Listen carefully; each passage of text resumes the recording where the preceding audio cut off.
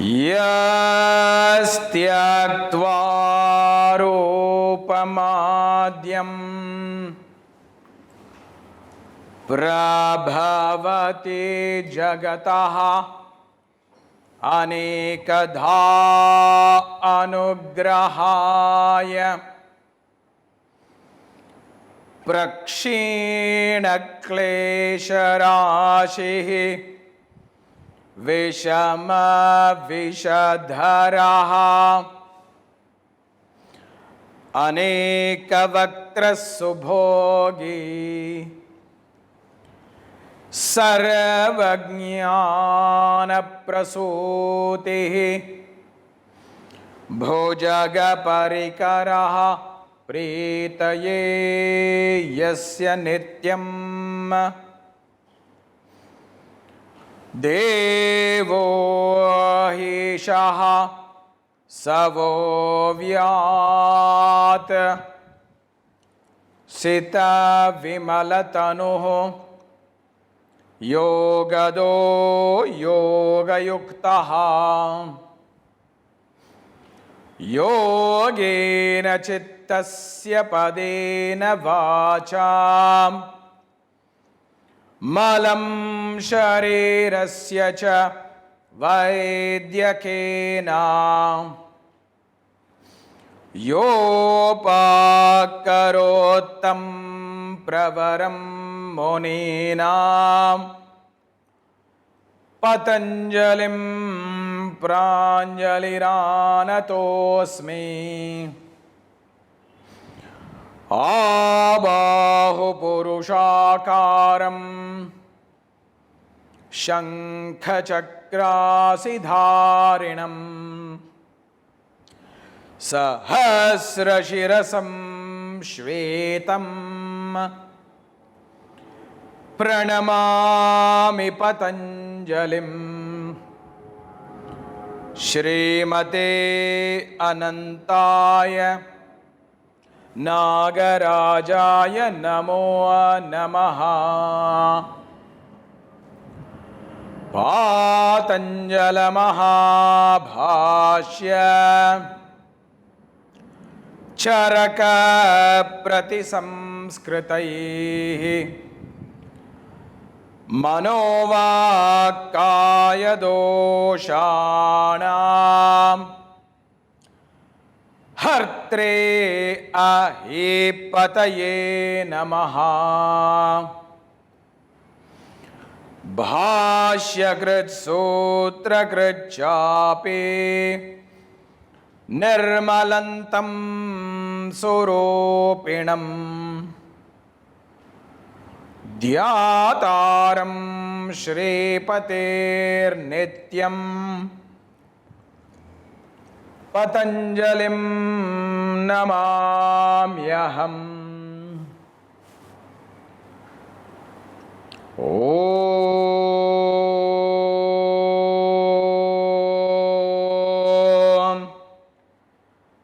Manibhrajat Phana sahasra vidhrita Vishwambara mandalaya Anantaya Nagarajaya namaha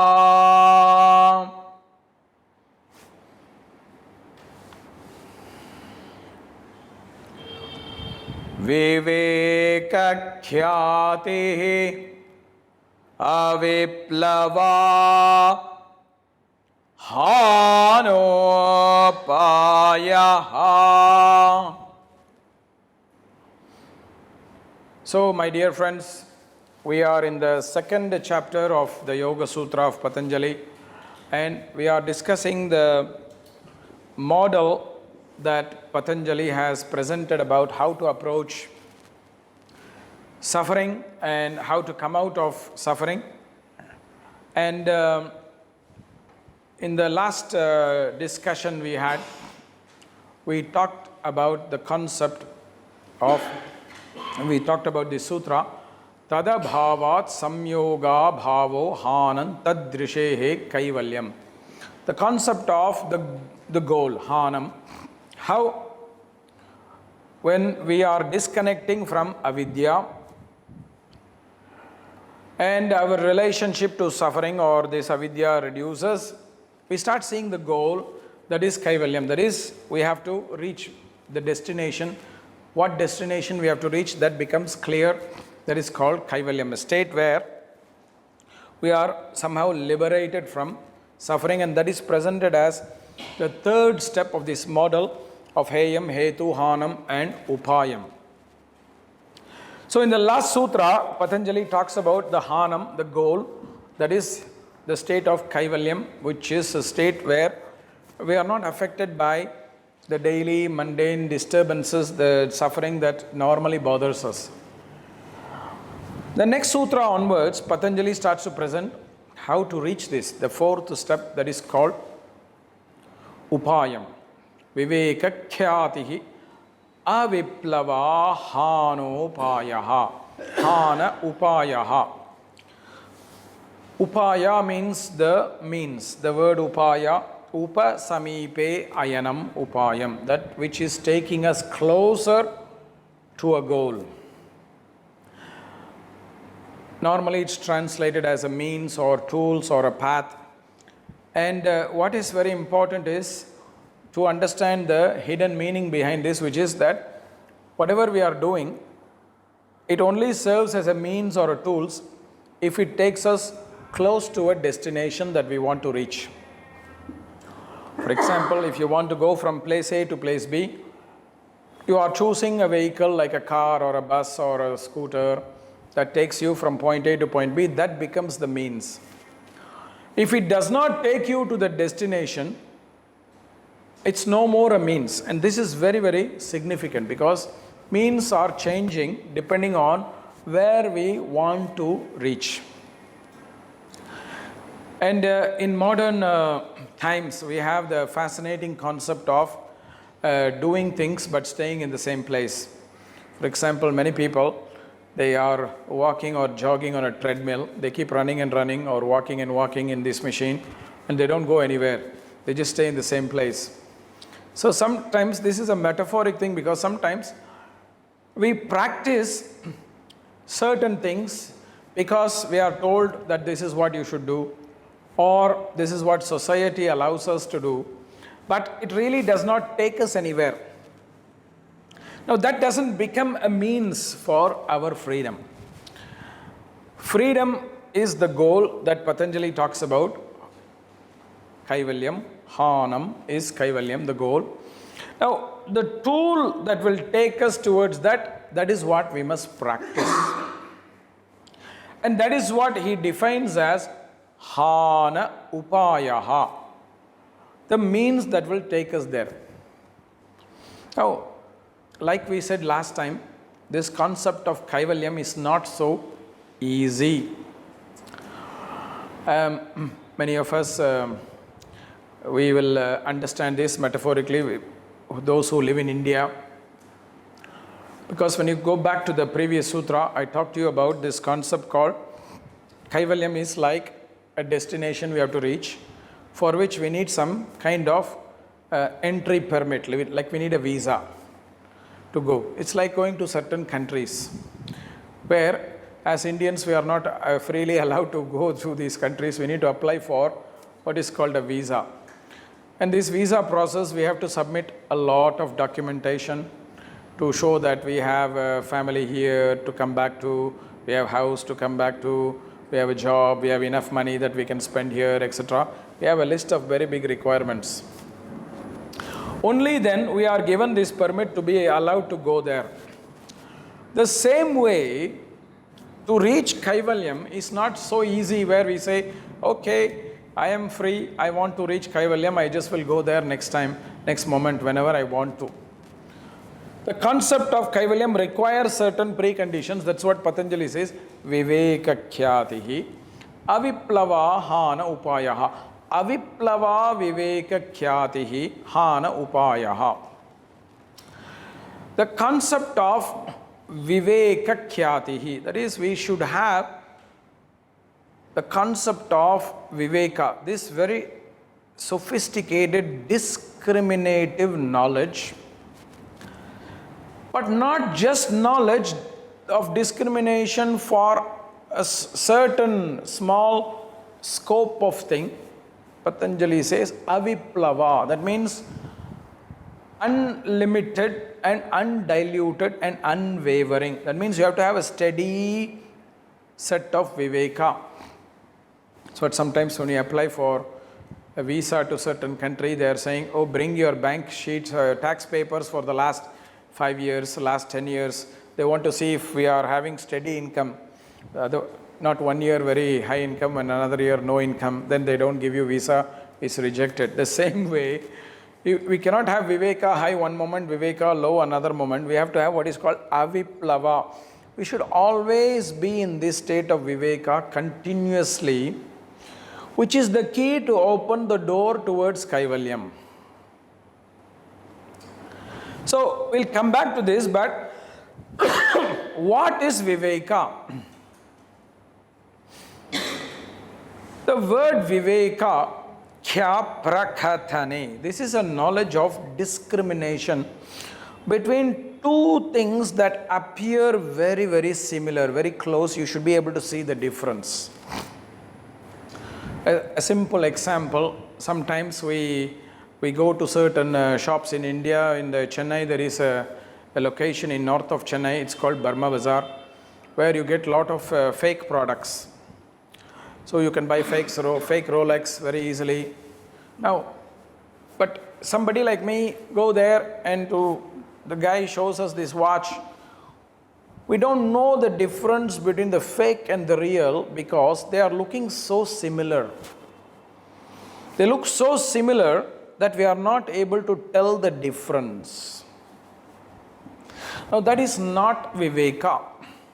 Whereas an expert in watch who knows what is the original can really see that the fake is not the original because of this and these marks that are missing, or this and this color that are differences, or things like that very easily. So this watch specialist will have the Viveka in that topic of finding the discrimination between the fake watch and the real watch. So like that, we have experts in certain fields who are able to say the difference between two similar things. But in the context of yoga of Patanjali and Sankhya philosophy, the concept of Viveka is actually the difference between two very similar things, that is called Purusha and Prakriti, or Sattva and Purusha. Sattva Purushayoho Atyanta Sankirnayoho Pratyaya Vishesho Bhogaha Pararthatvat Swartha Samyamat Purusha Jnanam. Sattva Purusha Anyatha Khyati Matrasya Sarva Bhava Drishtatritvam Sarvajnatritvancha. Two different times Patanjali is talking about the discrimination that we should have between what is called Sattva and what is called Purusha. That is, mind in its purest form is called Sattva. Now in the purest form, mind beautifully imitates the Purusha. It in its purest form, when Sattva is dominant, the mind imitates the Purusha, and we are not able to see the difference between the pure mind and Purusha, that is consciousness. We are not able to discriminate the two. We think mind is consciousness and we function with that assumption. This is the fundamental avidya we have. That's why Patanjali defines avidya as, and in the second chapter in the beginning, anitya, ashuchi, dukkha, anatmasu, nitya, shuchi, sukha, atmakyatihi, avidya. We are not able to distinguish the differences between Purusha and Prakriti in these four domains because they appear so similar. They appear so similar, but they are not the same. So, in this context, what Patanjali says is the way to have Viveka is the realization that Purusha and Prakriti are different. This is what is called as Viveka, the highest form of knowledge. It's a very big challenge in modern times today because many of us, we build our life, our experiences through what is called science. Science in the Vedic way, they would call it as kramajnana, that is linear knowledge. You do this, this will happen. You do this again, this will happen again. This is what is science, a validation of some hypothesis, some theories. We validate again and again. Now this is information, this is not knowledge. This is not jnanam. This is basically information that we have that works in the domain of materialism, matter. It doesn't work in the domain of consciousness. In the consciousness, we need what is called akramajnanam, non-linear knowledge. That's what Patanjali says, tarakam sarva vishayam, sarvatha vishayam, akramancha iti vivekajam jnanam. Viveka, this concept of discrimination of the highest level, is something that is non-linear. It's not logical. But it is more like intuitive. It is more coming with as a free flow. It's not something that is very, very structured.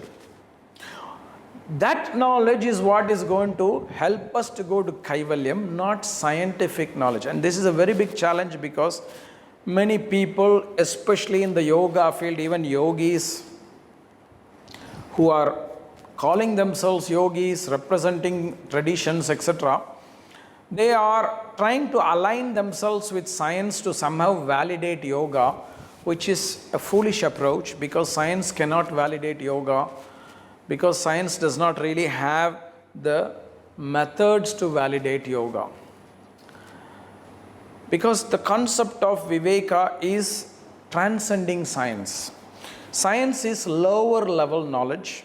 Viveka is something even more sophisticated than that. That's why Acharya Krishnamacharya, in the very first verse of the poem he wrote called Yoganjali Saram, he somehow ridicules what we call science today by calling it Kali Yuga Shiksha, the modern day education, that is science. Grinu Gopalam Smaratura Gasyam Bhaja Guru Varyam Mandamate Shushke Rakte Kshine Dehe Nahi Nahi Rakshati Kali Yuga Shiksha. When your blood becomes weak, Shushke Rakte Kshine Dehe, when your body becomes crippled or weak with disease, Nahi Nahi Rakshati Kali Yuga Shiksha. Modern day science will not save you. Because traditional science is what is going to save you, because the concept of spirituality transcends science, transcends matter. So Patanjali talks about this here when he talks about Viveka. When he says Viveka Khyati, we need to somehow come to this place where we are able to discriminate between what is called the mind in its purest form and consciousness. Even in the purest form, the mind is not conscious. It only imitates consciousness, it cannot be conscious. It's like a bulb is giving us light, it's imitating the sun, it can never become the sun. It's giving us light as a replacement for the sun when it's dark, but it can never become the sun. The same way, mind in its purest form, that's why the word Patanjali uses is sattva. Sattva mind is a mind that is dominated by sattvic quality. There is no rajas, there is no tamas. Yet, that mind cannot be consciousness, and this we have to realize. And this knowledge is not intellectual, because when we study Shastras, like Yoga, like Sankhya, or like we are discussing here, in an intellectual level, we are able to understand, okay, there is consciousness, there is mind, they are not the same. We are able to understand from an intellectual level. But the word Patanjali uses is Purusha Khyati. Khyati is a state of existence to function like that. Okay, your mind is not the same as Purusha, but are you functioning like that? When people always ask me, how do you understand this? I always give this simple example. You buy a box of cigarette, you are going to buy a box of cigarette. Sometimes in the box of cigarette it says, smoking kills. We read it. Intellectually, we read it, but we still smoke. There are people who still smoke even though they read it. And sometimes some people are very intelligent. One time I saw in the airport, there are big boxes of cigarettes, and in some airports they are putting some pictures and giving descriptions. So one man is taking this box of cigarette, he reads it, and then he puts it back. He doesn't want to take it. Then he picks up another box, reads it, and takes it. I was a little curious what he was putting back. So when I saw the box that he had put back, that box said, smoking can cause impotency. So he puts it back. The other box he picked up, it had a picture of some pregnant lady and said, smoking can cause complications in pregnancy. That box he takes. Now you see, intellectually, he probably knows that there is no difference between this box and that box. But yet, we are not able to function with that intelligence or function with that awareness. It's what in Vedic philosophy is called Pragna Paradha. We know, yet we don't act with that knowledge. Pragna means to have that understanding. But aparadha means we still make the mistake, we still make the blunder. We know, but we still make the same mistake. This morning I met somebody, an Indian man, very proud man. He said, I am 20 years diabetic, sir. And then he said, but I don't care, I eat sweets anyway. He said, why do you eat, sir? He says, nothing happens to me, I eat. No, he thinks nothing is happening. So Pragna Paradha is exactly this. He knows he must not eat sugar, but he is not able to act with this knowledge. That's what is this difference here between what is called the concept of having an intellectual clarity between what is Purusha, what is Prakriti, which as students of philosophy and yoga we can easily understand in the mind. But we don't have the concept of expressing it. That is what the Khyati is not there. That's why Patanjali says we must have Viveka Khyati at an unwavering level. Aviplava Viveka Khyatihi. Perhaps some of us, we are able to have some amount of Viveka for some moments, for certain selected topics. But we are not able to sustain it all the time. That's why we don't have Aviplava Viveka Khyatihi. We have what is called Viplava Viveka Khyatihi. What is the difference between Viplava Viveka and Aviplava, or even the idea of intellectual Viveka and existential Viveka? Is a very simple thing. It is that we have to move from the head to the heart. Because the knowledge that the mind creates somehow builds what is called an ego. If you look at the knowledge that mind creates, it creates more and more ego. Ego is a form of identification. I am diabetic, I am Indian, I am a man, I am a teacher, I am president of a bank. All these are identities we create. So that's what information creates. Whereas Viveka is an existential thing, that is a feeling that is coming from the place of the heart. That's why we are not really having Viveka, because we are not existing in the situation where our heart is dominating our existence. We are not following our heart. We are following our mind, especially a lower mind, which is constructing the ego and existing within that construct. So we get trapped in this box or in multiple boxes, because there are many egos that we have. We have many egos, and sometimes we have what is called an individual ego as well as a social ego. As Indians, we don't function certain way. As Indians, we function, as Indians we do this, as in non-Indians, some other people do another way. As an individual we do this, as an individual, some other people do something else. So there are multiple layers of ego we have, so we are trapped by multiple boxes. Now, my father always used to say, you don't have to learn to be free, you have to unlearn to be free. Because this ego, we have already learned. So what we need is to unlearn what we have falsely learned.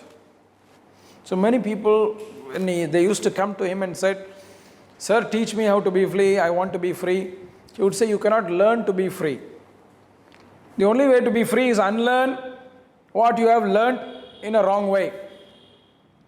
That's the problem. And the Chinese, they have the same metaphor. Sometimes people go and the metaphor the teacher gives is, the cup is full, you cannot make it more full. You have to empty the cup before you can receive something new. This is a very famous Zen story around that. That's the idea is, we have to unlearn the construct of the ego in order for us to actually find freedom. That's why if you go to the previous sutra, the sutra is so remarkable. Tad abhavat samyogaha abhavaha tad avidya abhavat. When the avidya is no more there, it's not learning, it's unlearning. Samyogaha abhavaha. This relationship you have with the ego, that's getting reduced. That's finishing. You are divorcing the ego. Then this will automatically happen. Because Patanjali says later in the 4th chapter, Eka samayecha ubayan avadharanam. In the same moment, the mind cannot be in relationship with two different things. You cannot be looking outside and inside in the same time. There's a window here. If I look outside, I'm not looking inside. If I'm looking inside, I'm not looking outside. The mind cannot be in two different directions at the same moment. Rather than let the mind go towards matter, towards the ego, turn it inward. Go towards your heart. That's why, my friends, the concept of yoga is very much about being connected to our heart. Not our ego, not our intellect.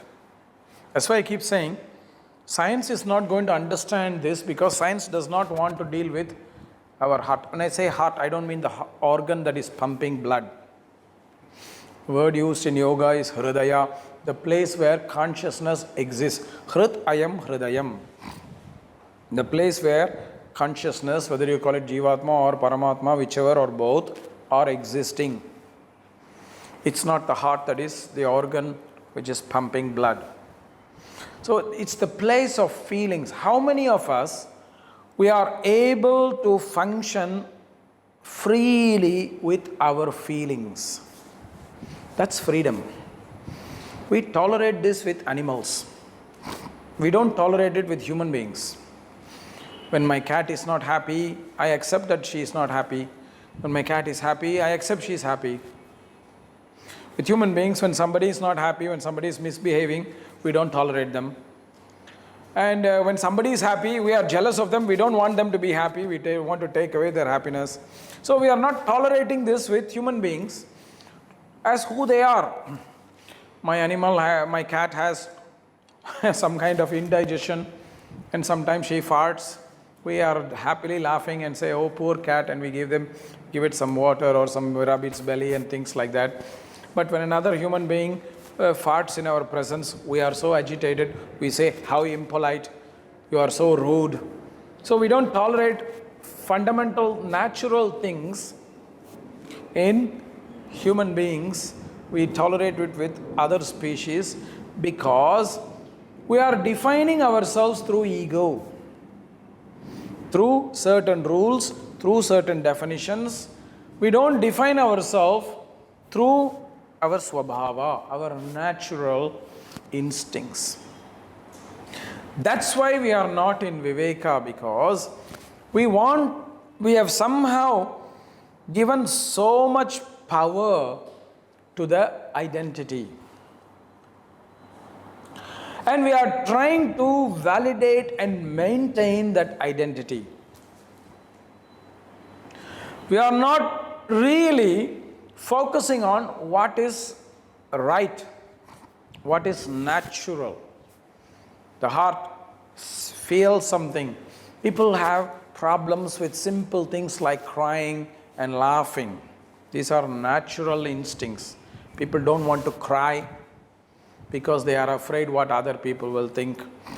Especially nowadays, there is some kind of unwritten rule that men should not cry because it makes them look weak. Well, if men were not supposed to cry, we were not supposed to have tear glands, but we are given that. It means it's natural. Sometimes an emotional situation happens that requires us to cry, we have to cry. But we don't allow that because we are defining with ego. Oh, it will make me look weak. That's what we are more worried about. It will make me look weak. Oh, if I be myself, nobody will accept me. People will say this about me. People will say that about me. We are giving so much importance to all those identities, we forget who we are. That's the problem with Viveka's absence. That's why Patanjali will further say that Viveka is not easy. The way to get Viveka is through the Ashtanga Yoga. He will present that. And even that Viveka always comes when avidya goes down. Yoganganushthanat ashuddhikshaye. Ashuddhikshaye. When the impure knowledge reduces. The previous sutra, tadabhava, tad avidya abhavat. When avidya reduces. So, before and after the sutra on Viveka, Patanjali is reminding us strongly that unlearning the ego-based knowledge is fundamental.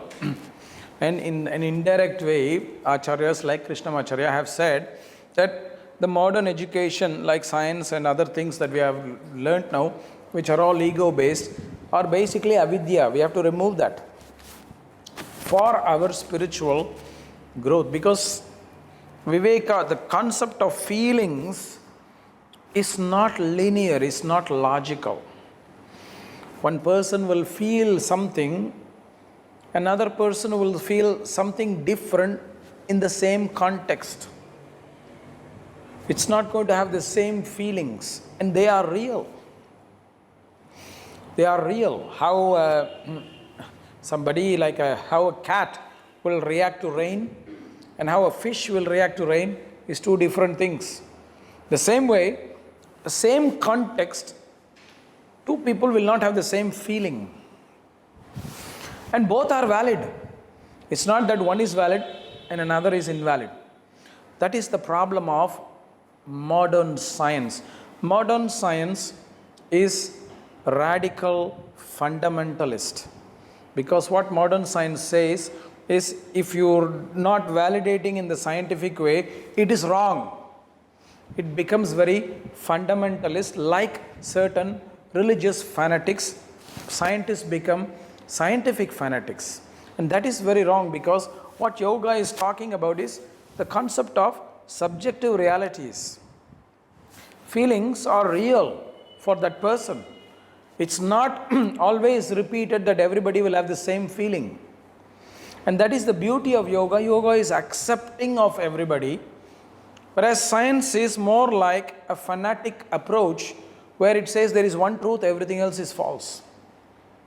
In yoga philosophy, we talk about what is called sattvada, the concept of subjective reality, where the reality that each person experiences is real and has to be honored.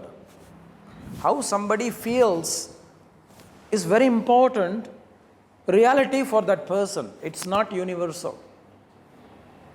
How one person will feel, he will also change over time.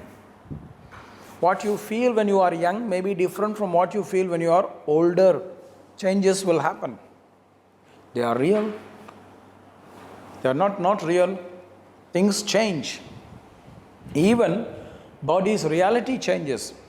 A woman has the potency for becoming a mother, but that does not operate until adolescence, and it does not operate after menopause, which means the reality that she is capable of being a mother also changes. So time changes everything. So that's why the concept of sattvada and parinama, very fundamental in yoga. It's a foundation that subjective reality has to be honored, and we have to flow. We all have different swabhavas, potentials. We tolerate this in other species. You have cat and dog, they are different. Even if you have 3 cats, the same species, each cat is different. But somehow we don't tolerate that in human beings. We want all human beings to be homogeneous. We are not celebrating the heterogeneous nature of human beings. Somehow we want everybody to be in one box. And then we define that one box is better than the other box. It's very childish. It's like we say, white man is better than black man, or black man is better than brown man, or things like that. It's like child saying, my mother is better than your mother. So silly. That's how we have become, because the ego becomes very fanatic after some time. That's why Patanjali is very strongly saying, shift from the head to the heart. And that's very important to understand, because when he now going to present, when he's going to present now, what is called the Ashtanga Yoga, the 8-limbed path, starting from Yama, Niyama, Asana, Pranayama, Pratyahara, Dharana, Dhyanam, Samadhi, etc. All of these tools, they're all tools that are supposed to bring us closer to our heart. It's not for our body. They're all meant to be tools that are supposed to bring us closer to our nature, to our own fundamental nature, so that we can freely exist in that nature, experience that nature, and express that nature. If we keep trying to be somebody else, we are wasting our energy and we are moving away from our reality. We tolerate this in animals and other things in the world, even scientists. When you are making different products, when you want to make a wire to transmit electricity, you are using something like copper or steel or some metallic thing that will conduct electricity. You are not using a material that does not conduct electricity. So we accept the diverse nature of matter. Why are we not accepting the diversity in each of us? That is the problem, because we are not existing in the heart, we are existing in the ego. The more we come to our heart, we will see the difference between the Purusha and the Prakriti much more easier, and we will know that our Prakriti is different from others' Prakriti, and our Prakriti is meant to serve our Purusha, in its destiny, and will start functioning that way, will start moving that way, will be more free. Instead, if we try to define ourselves through the ego, we are not nourishing Viveka, but we are nourishing avidya. And the more we are staying with this avidya, what is happening? Instead of Viveka Khyatihi aviplava or aviplava Viveka Khyatihi, we have aviplava avidya Khyatihi. We are existing consistently in the state of avidya, and that's why we are not free, we are trapped. When we are trapped, it is called baddha jiva. Our poor consciousness is trapped in this construct of ego and struggling to become free. We are not allowing it to become free. It's almost like we are building a nice cage. And sometimes, even if the ego is very good, we are building a golden cage where everything is very nice, like a luxurious prison, where you get nice meals, you have very nice TV and comforts, but still you are trapped. It's like house arrest. You are comfortably arrested.